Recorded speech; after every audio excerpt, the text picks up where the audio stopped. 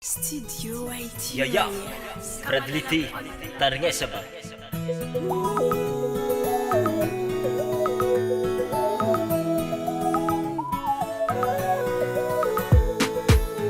Tamin'ny voalohanantsika ny fanojo ny fankaty amarina ny fagneky araky tondratrano tsisy andro sara anao ro ava izy ndraiky karany satria anao nahitany afa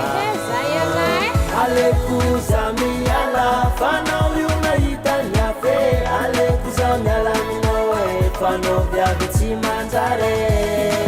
yala aminao e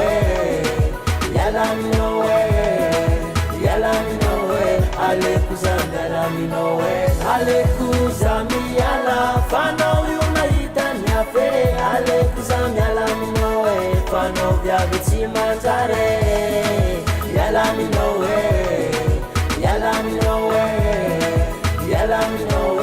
aleko za miala aminao e tsy hoe za tsy nagnajanao fanao mitsy loatsy vatagna sengisengy lava isan'andro olo jiaby mitantara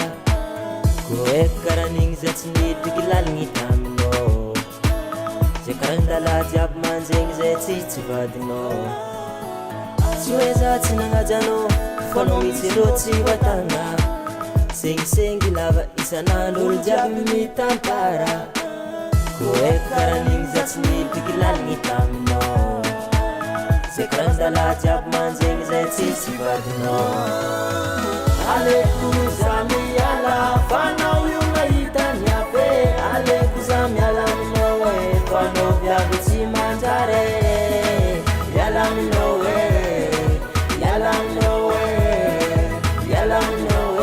aleko za miala aminao e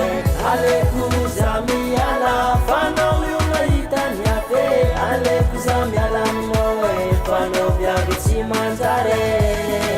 yala aminao e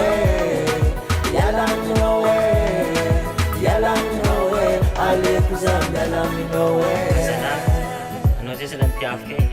Omeko place tsara anao fa tsy nahay nipetra. Kabatery, bye bye.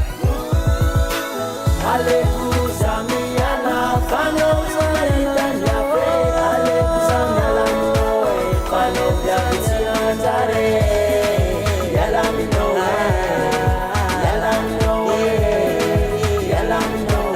aleko za miala aminao e aleko za miala fanao io nahitany afe aleko za miala aminao e fanao viavy tsy manjare